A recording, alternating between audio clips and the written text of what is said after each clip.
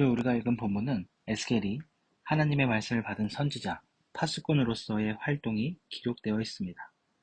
에스겔 4장과 5장에 걸쳐 에스겔은 예루살렘의 심판과 멸망을 의미하는 네 가지 상징적 행동을 함으로써 이스라엘 백성들에게 예루살렘의 멸망을 말하였습니다. 우리가 오늘 읽은 에스겔 4장 1절에서 8절은 에스겔의 상징적 행동 두 개가 기록되어 있습니다. 먼저 1절에서 3절을 보면 에스겔은 토판을 이용하여 그림을 그리라고 말씀을 들었습니다. 오늘 본문 1절입니다. 너 인자야, 토판을 가져다가 그것을 내 앞에 놓고 한 성읍 곧 예루살렘을 그 위에 그리고. 아멘. 에스겔은 토판 위에 흙으로 언덕을 쌓으며 성을 포위하는 것처럼 에워쌌습니다. 이것은 곧 예루살렘에게 징조가 되었습니다. 4절에서 8절은 이스라엘 백성들의 범죄의 기간과 심판의 기간을 상징하는 행위로 에스겔은 좌로 우로 눕기를 명령받았습니다.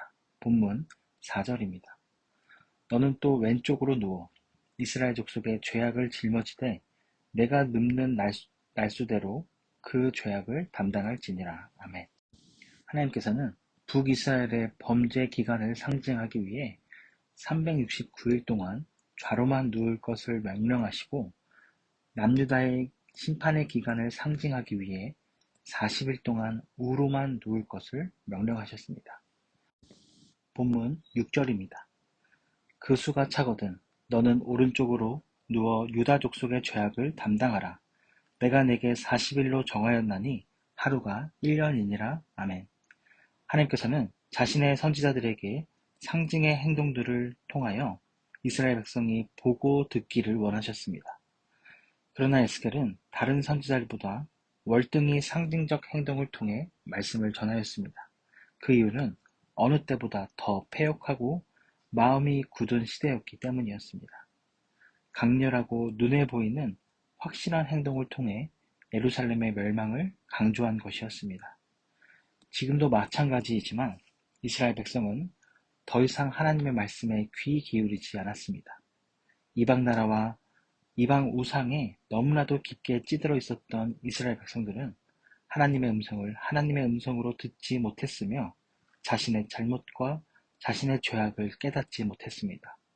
아무리 눈에 보이는 강렬한 말씀을 전한다 할지라도 굳어진 그들의 마음은 부드러워지지 않았고 회개하며 돌이키지 않았습니다. 사랑하는 여러분, 에스겔의 시대와 지금의 시대는 너무나도 같아 보입니다. 세상 사람들은 마음에 하나님을 두기 싫어합니다.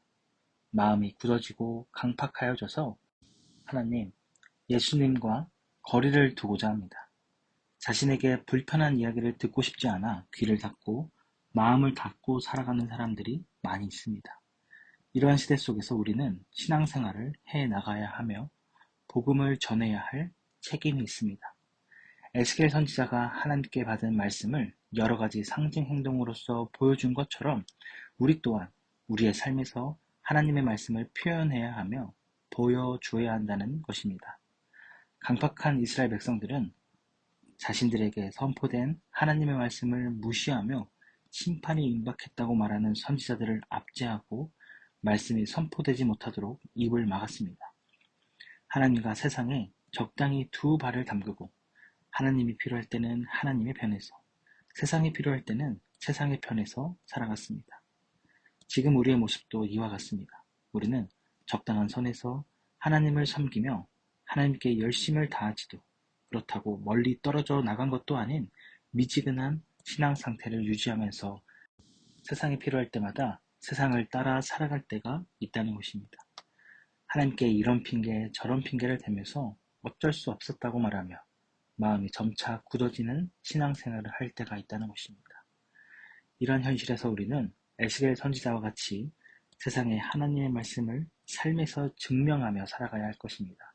세상과 하나님의 말씀 두 곳에 발을 걸치며 살아가는 것이 아니라 하나님의 말씀대로 살며 하나님께서 살아계시고 지금도 일하고 있음을 증명해내는 삶을 살아가야 한다는 것입니다.